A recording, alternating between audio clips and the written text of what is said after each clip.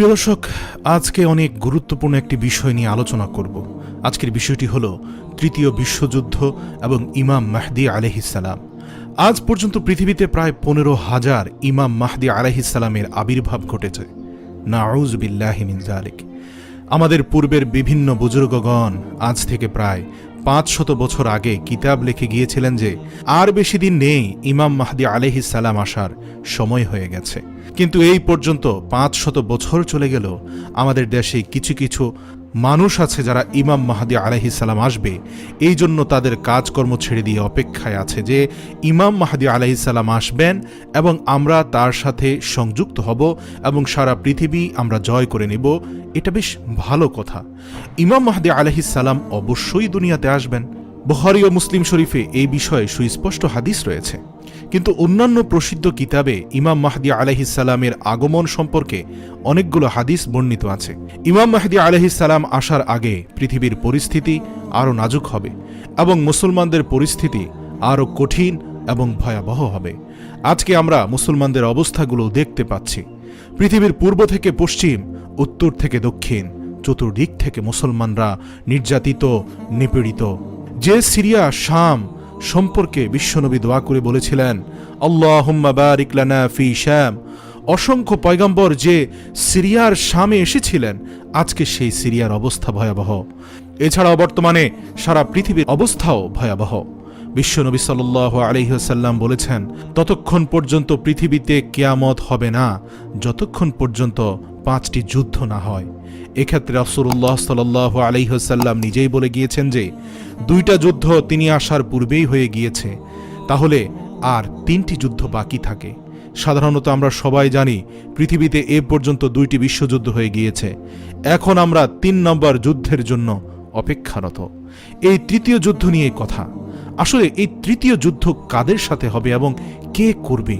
অনেকেই বলেছেন তৃতীয় বিশ্বযুদ্ধ মানেই হল ইমাম মাহদী আলাইহিসসালামের আগমন এবং ইমাম মাহদী আলাইহিসসালাম কর্তৃক সারা দুনিয়ার নাস্তিক এবং কাফেরদের বিপক্ষের যুদ্ধ। আবার অনেকেই বলেছেন এই যুদ্ধটি হল সাইয়্যিদনা হযরত ঈসা আলাইহিসসালামের যুদ্ধ। আর বর্তমান বিশ্লেষকগণ বলেন তৃতীয় যুদ্ধটি হল বিশেষ করে যুক্তরাষ্ট্র, রাশিয়া, ইরাক, ইরান এবং সারা পৃথিবী জুড়ে যে যুদ্ধটি হবে সেটি। বিশেষজ্ঞগণ বলেন এই যুদ্ধটি হবে পারমাণবিক অস্ত্রের যুদ্ধ। এখন তো সাধারণত মিসাইল, আত্মঘাতী বোমা হামলা, বিভিন্ন ধরনের যুদ্ধ হয়ে থাকে, কিন্তু ওই যুদ্ধটি হবে পারমাণবিক অস্ত্রের যুদ্ধ, যে যুদ্ধে পৃথিবীর প্রায় 1/3 মানুষ মারা যাবে এবং সেই সাথে পৃথিবী থেকে অনেক ধরনের প্রাণীও বিলুপ্ত হয়ে যাবে। প্রিয় দর্শক, আবার অনেক আলেম ওলামা বলছেন পারমাণবিক যুদ্ধ নয়, সেটি হবে এক মহামারী ভাইরাসের যুদ্ধ। ইতিমধ্যে করোনা ভাইরাস পুরো বিশ্বকে আতঙ্কিত করে রেখেছে। প্রতিটি দেশ এখন বড় ধরনের বিপর্যয় এবং গণমৃত্যুর অপেক্ষা প্রহর গুনছে। এটি যেন কোনো অংশে একটি বিশ্বযুদ্ধ থেকে কম নয়। অনেক গবেষণায় পাওয়া যায় সে সময় প্রায় সকল ধরনের প্রাণী বিলুপ্ত হয়ে যাওয়ার সম্ভাবনা থাকলেও একটি প্রাণী জীবিত থাকবে, সেই প্রাণীটি হলো তেলাপোকা। তাহলে বোঝা গেল আজকে পৃথিবীর যে পরিস্থিতি, তার ফলে তৃতীয় বিশ্বযুদ্ধ হতেই পারে। এই তৃতীয় বিশ্বযুদ্ধ কখন শুরু হবে, কিভাবে হবে, তখন ইমাম মাহদী আলাইহিসসালাম পৃথিবীতে আগমন করবেন এটি আমরা নিশ্চিত, কিন্তু দিনক্ষণটি এখনও নিশ্চিত নয়। বিশ্বনবী হযরত মুহাম্মদ সাল্লাল্লাহু আলাইহি ওয়াসাল্লাম অন্য একটি হাদিসের মধ্যে বলেছেন, হযরত ইমাম মাহদী আলাইহিসসালাম এর আবির্ভাব ততক্ষণ পর্যন্ত ঘটবে না যতক্ষণ পর্যন্ত পৃথিবীর 1/3 মানুষকে হত্যা করা হবে এবং তখন পৃথিবীর 1/3 মানুষ জীবিত থাকবে। অবশ্যই রাসূল সাল্লাল্লাহু আলাইহি ওয়াসাল্লামের হাদিস নিঃসন্দেহে সঠিক এবং বর্তমান আমরা এগুলো ঘটার উপক্রম এবং প্রস্তুতি চোখের সামনেই দেখতে পাচ্ছি। করোনা ভাইরাস দিয়েই যেন এই সংকট এবং বড় ধরনের বিপর্যয়ের সূত্রপাত হয়ে গেল। এবং বুখারীর হাদিসে পাওয়া যায় রাসূল সাল্লাল্লাহু আলাইহি ওয়াসাল্লাম বলেছেন, ইমাম মাহদী আলাইহিসসালাম এর আগমনের পূর্বে ফুরাত নদী শুকিয়ে যাবে। অর্থাৎ তৃতীয় বিশ্বযুদ্ধ হবার আগে মানুষ কি নিয়ে যুদ্ধ করবে তা হলো এই ফুরাত নদী শুকিয়ে যাবে এবং ওইখান থেকে একটি স্বর্ণের খনি বের হবে। এই স্বর্ণের খনি আত্মসাৎ করার জন্য মানুষ একে অপরের সাথে যুদ্ধ করবে। তার ফলে 1/3 মানুষ মারা যাবে এবং 1/3 মানুষ পৃথিবীতে জীবিত থাকবে। ইমাম মাহদী আলাইহিসসালাম পৃথিবীতে আগমনের পূর্বে আরও কয়েকটি আলামত আছে। তার মধ্যে একটি হলো রমজান মাসে এক বিকট আওয়াজ হবে এবং এই বিকট আওয়াজের ফলে ৭০,০০০ মানুষ অন্ধ হবে, ৭০,০০০ মানুষ বিকলাঙ্গ হবে, ৭০,০০০ মানুষ বধির হয়ে যাবে এবং ৭০,০০০ মানুষ বোবা হয়ে যাবে। ইতোমধ্যে হয়তো আপনারা শুনতে পেরেছেন যে ২৯ এপ্রিল একটি গ্রহাণু আমাদের পৃথিবীর পাশ দিয়ে যাবে এবং যদি সেটা পৃথিবীর সাথে সংঘর্ষ হয় তাহলে অনেক মানুষ পৃথিবী থেকে বিদায় নিতে পারে। তাহলে এই বছর যদি রোজা ২৩ বা ২৪ এপ্রিল হয় এবং গ্রহাণুটি যদি ২৯ এপ্রিল পৃথিবীর পাশ দিয়ে যায়, তা নিয়েও আলেম ওলামারা বিভিন্ন সংকট করছেন। যদিও মহাকাশ গবেষণা কেন্দ্র যুক্তরাষ্ট্রে অবস্থিত নাসা থেকে শুরু করে আরও অনেক গবেষণা কেন্দ্র থেকে বলা হচ্ছে এটি নিরাপদ দূরত্বেই যাবে এবং এটি পৃথিবীতে আঘাত করার কোনো সম্ভাবনা নেই। কিন্তু আল্লাহই ভালো জানেন, ভালো মন্দ সকল কিছুই রব্বুল আলামিনের হাতে। আর পৃথিবীতে যেহেতু এসেছি, মৃত্যুর স্বাদ একদিন বহন করতেই হবে। সুতরাং আমাদের উচিত তওবা ইস্তিগফার করে পূর্বের গুনাহ এবং এর জন্য আল্লাহ তাআলার কাছে ক্ষমা প্রার্থনা করা। ইমাম মাহদী আলাইহিস সালামের আগমনের পূর্বে আরেকটি আলামত ঘটবে এবং সেটা হলো কোনো এক রমজান মাসে একই মাসে সূর্যগ্রহণ এবং চন্দ্রগ্রহণ হবে। কারো কারো মতে সেটা পূর্বে হয়ে গেছে এবং কেউ কেউ বলেন এখনো হয়নি। বিশ্বনবী সাল্লাল্লাহু আলাইহি ওয়াসাল্লাম চতুর্থ যে আলামতের কথা বলেছেন সেটা হলো ইমাম মাহদী আলাইহিস সালাম আসার পূর্বে সিরিয়াতে ১২ বৎসর যুদ্ধ থাকবে। তাহলে আমরা জানি সিরিয়াতে প্রায় ৮ বছর যাবৎ যুদ্ধ চলছে। তাহলে রাসূল সাল্লাল্লাহু আলাইহি ওয়াসাল্লামের মতে এই আলামত হতে আর ৩ থেকে ৪ বছর সময় বাকি আছে।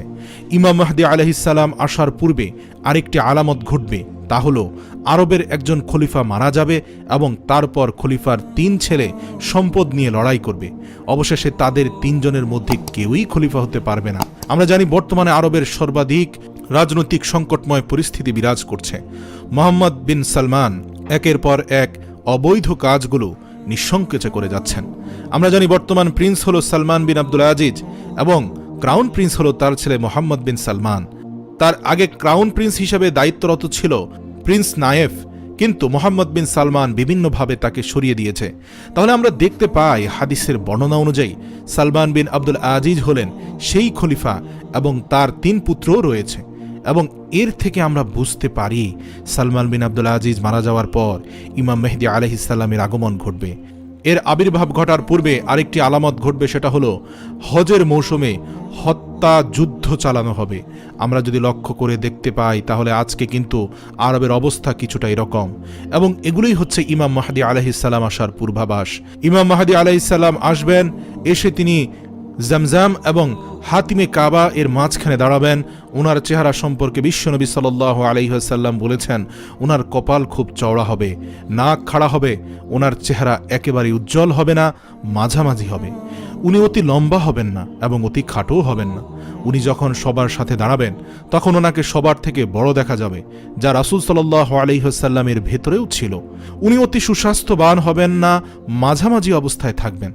আল্লাহ পাক রব্বুল আলামিন যত পয়গাম্বর দুনিয়াতে পাঠিয়েছেন সেই পয়গাম্বরকে ওই জামানার সবচেয়ে সুন্দর বানিয়ে পাঠিয়েছেন। সুবহানাল্লাহ। রাসূলুল্লাহ সাল্লাল্লাহু আলাইহি ওয়াসাল্লামের যত আওলাদ দুনিয়াতে আছে তাদের সকলের চেহারা সুন্দর। ইমাম মাহদী আলাইহিস সালামের নাম কি হবে? বিশ্বনবী সাল্লাল্লাহু আলাইহি ওয়াসাল্লাম বলেন তার নাম হবে মুহাম্মদ, আমার নামে নাম। এবং আরও গুরুত্বপূর্ণ তথ্য দিয়েছেন রাসূল সাল্লাল্লাহু আলাইহি সাল্লাম। তিনি বলেন তার বাবার নাম আমার বাবার নামের মতো আব্দুল্লাহ হবে, তার মায়ের নাম আমার মায়ের নামের মতো আমিনা হবে। হযরত ইমাম মাহদী আলাইহিস সালাম যখন আসবেন তখন তিনি মদিনা থেকে মক্কায় আসবেন এবং মানুষ তার নিকট হাতে হাত রেখে বায়াত হতে যাবে এবং মানুষ তাকে দেখেই চিনে ফেলবে এবং বলবে এই হলো আমাদের নেতা। মুসলমানগণ যখন এই আওয়াজ শুনবে তখন চতুর্দিক থেকে মুসলমানগণ দলে দলে তার কাছে বায়াত গ্রহণের জন্য এসে ভিড় করবে। তিরমিজি শরীফে রাসূল সাল্লাল্লাহু আলাইহি ওয়াসাল্লাম বলেন খোরাসান থেকে এক কালো পতাকাধারী বাহিনী যাবে এবং তোমরা সেখানে এসে ইমাম মাহদী আলাইহিস সালামকে খুঁজবে। এই কালো পতাকাধারী দল পৃথিবীতে যে কতবার এসেছে এবং প্রত্যেকেই নিজেকে ইমাম মাহদী আলাইহিস সালাম দাবি করেছে। বনু আব্বাসিয়া নামে একটি দল ছিল এবং তাদের পতাকাও ছিল কালো। তখন তারা অনেকেই নিজেকে ইমাম মাহদী আলাইহিস সালাম বলে দাবি করেছিল। আবার কিছুদিন আগে একটি দল বের হয়েছিল, তার নাম ছিল আইএস এবং তারাও নিজেদেরকে ইমাম মাহদী আলাইহিস সালাম বলে দাবি করেছিল। কিন্তু সর্বশেষ কথা হলো সেই আইএস দলটি ইমাম মাহদী আলাইহিস সালামের দল তো দূরের কথা, মুসলিম বলে পরিচয় দেওয়াটাও ঠিক হবে না। কিন্তু সর্বশেষ কথা হলো, ইমাম মাহদী আলাইহিসসালাম যে আসবে তার অনেক নমুনা ঘটে গেছে। কিছুদিন আগে 2020 সালকে মুসলমানদের জন্য স্মরণীয় একটি সাল বলা হয়েছিল, কারণ ডোনাল্ড ট্রাম্প তালেবানদের সাথে একটি শান্তি চুক্তি করেছিল, এবং এটাই হলো ইমাম মাহদী আলাইহিসসালাম আসার পূর্বাভাস। কেননা বিশ্বনবী সাল্লাল্লাহু আলাইহি ওয়াসাল্লাম বলেছেন, আমার উম্মতের মাঝে এমন একটি দল থাকবে যে দলগুলো কিয়ামত পর্যন্ত অপশক্তি প্রয়োগকারী দলগুলোর উপর বিজয়ী হবে। দেখুন, তালেবানদের অনেক চেষ্টা সাধনার পর কিন্তু তাদের কাছে আমেরিকা হার মানতে বাধ্য হয়েছে, তাদের ধ্বংস করতে পারেনি। এমনকি ব্রিটিশ, রাশিয়া এবং সর্বশেষ যুক্তরাষ্ট্র পর্যন্ত পরাজয় বরণ করেছে, তালেবানদের ধ্বংস করে দিতে চেয়েছিল, কিন্তু অবশেষে তারা শক্তি সমর্থ হারিয়ে আপোস করতে বাধ্য হলো। তাদের পকেটে থেকে যাওয়া মেসওয়াক, মাথায় থাকা পাগড়ি, চেহারার সুন্দর দাড়ি, সম্পূর্ণ সাধারণ মানুষ তারা, কিন্তু তাদের শক্তি কি? তাদের শক্তি হলো ঈমান। তালেবান নেতার নাম হলো শাইখুল হাদিস। তিনি সারা বিশ্বে মানুষদের সামনে এ কথা প্রমাণ করেছেন যে তারা জঙ্গিবাদ নয়, বরং শান্তিপূর্ণ এবং সভ্যতা, সহনশীলতা এবং বিভিন্ন ধর্মের মানুষের সাথে সৌহার্দ্য সম্প্রীতিতে বিশ্বাসী। এবং তালেবানদের মধ্যে এই কর্মকাণ্ড পরিলক্ষিত হয়, তারা কট্টরপন্থী নয়। সুপ্রিয় দর্শক, ইমাম মাহদী আলাইহিসসালাম পৃথিবীতে আসবে এই নিয়ে হতাশ হবার কিছু নেই, কারণ সুফিয়ান সাউরি বলেন, যদি ইমাম মাহদী আলাইহিসসালাম আমার ঘরের সামনে দিয়ে যায় তাহলে আমরা তাকে ডাক দিব না, কারণ উনি যে ইমাম মাহদী আলাইহিসসালাম সেটা আল্লাহ তাআলা মানুষের সামনে এমনিতেই প্রকাশ করে দিবেন। ইমাম মাহদী আলাইহিসসালাম যখন মক্কাতে আসবেন তখন চতুর্দিক থেকে লোকজন আসবে, বিশেষ করে সিরিয়া থেকে কালব গোত্রের কিছু মানুষ ইমাম মাহদী আলাইহিসসালামকে প্রতিহত করার জন্য আসবে। নবী করিম সাল্লাল্লাহু আলাইহি সাল্লাম বলেন, যখন তারা আসবে তখন আল্লাহ তাআলা তাদের মাটিতে ধসে দিবেন। এই দিক দিয়ে আরবের মধ্যে কিছু লোক অর্থাৎ বাদশার ছেলেরা ইমাম মাহদী আলাইহিসসালামের বিরোধিতা করবে এবং আল্লাহ তাআলা তাদের ধ্বংস করে দিবেন।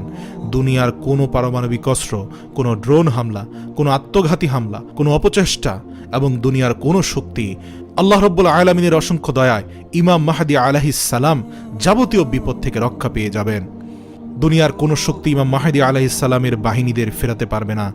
ইমাম মাহদী আলাইহিসসালাম এর বাহিনীরা জয়ী হবেন এবং পুরো পৃথিবীতে তারা ইসলামের শাসন কায়েম করবেন। এবং ইমাম মাহদী আলাইহিসসালামের সময় আল্লাহ মানুষদের এত বেশি পরিমাণ বরকত দিবেন যে পৃথিবীতে তখন কোনো গরিব থাকবে না। আজকের আলোচনার দ্বারা আমরা বুঝতে পারলাম ইনশাআল্লাহ ইমাম মাহদী আলাইহিসসালাম দুনিয়াতে আসবেন এবং তার আসার সময় অতি নিকটবর্তী। কিন্তু কখন আসবে তা একমাত্র আল্লাহ তাআলা জানেন। অনেকে যেমন বলেন 1 বছর পর, 2 বছর পর, অমুক সাল। আসলে চূড়ান্ত সত্য কথা হচ্ছে আল্লাহই ভালো জানেন। আল্লাহ তাআলা আমাদের বোঝার তৌফিক দান করুন এবং বর্তমান সংকটময় করোনা ভাইরাসের পরিস্থিতিতে আল্লাহমুখী হওয়ার তৌফিক দান করুন। কেননা এই মহামারীটিও কিয়ামতের একটি পূর্ব লক্ষণ। বলা তো যায় না, হয়তো সময় ঘনিয়ে এসেছে, এরপর আস্তে আস্তে এক এক করে ঘটে যেতে পারে বাকি বিষয়গুলো। তাহলে সময় যখন কম, কেন আমরা হেলাফেলায় সময় নষ্ট করব? আল্লাহ রাব্বুল আলামিনের রজ্জুকে শক্ত করে ধরে রাখতে হবে, যেমনটি কোরআনে বলা হয়েছে, তোমরা ইসলামের রশিকে শক্ত করে ধরে রাখো, পরস্পর বিচ্ছিন্ন হইও না।